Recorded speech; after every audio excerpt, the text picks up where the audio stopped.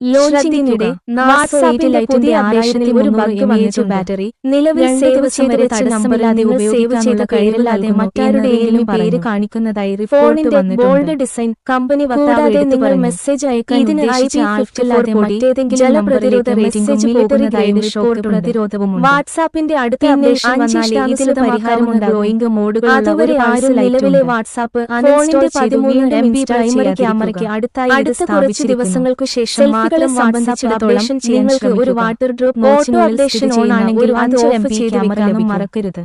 Screen 6.67 inch ഡയഗണലായി അളക്കുന്നു. HD+ resolution, 90 Hz refresh rate, 450 nits, type 563 nits, HBM വരെ തെളിച്ചം എന്നിവ ഉൾക്കൊള്ളുന്നു. ഇത് ഒരു IPS LCD പാനലാണ്. ഇത് 10,000 രൂപയിൽ താഴെയുള്ള ഫോണുകൾക്ക് സാധാരണമാണ്.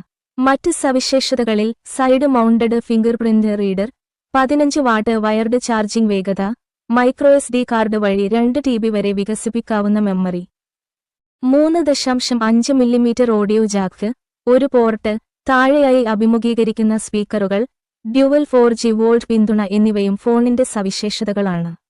നിങ്ങളുടെ ബജറ്റ് കുറവാണെങ്കിൽ 5Gക്ക് മുൻഗണന നൽകുന്നില്ലെങ്കിൽ മത്സരാധിഷ്ഠിത വിലയിൽ മികച്ച ബാറ്ററി ലൈഫും ആകർഷകമായ രൂപകൽപ്പനയും നാർസോ 8 ലൈറ്റ് 4G വാഗ്ദാനം ചെയ്യുന്നതായി തോന്നുന്നു.